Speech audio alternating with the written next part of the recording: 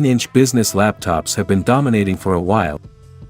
While the laptop is part of the mid-range ProBook sub-brand, it gets a fully aluminum chassis with plenty of structural rigidity.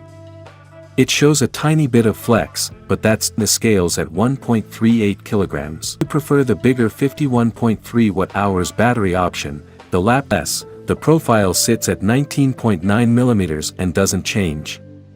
The lid has smooth hinges, allowing for single-handed opening pad, and a fingerprint reader.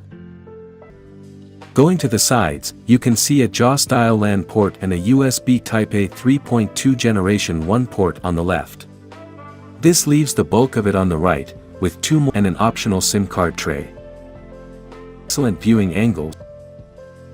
These numbers are when you pair the laptop with the Core i5-1235U, a very popular processor in the business market.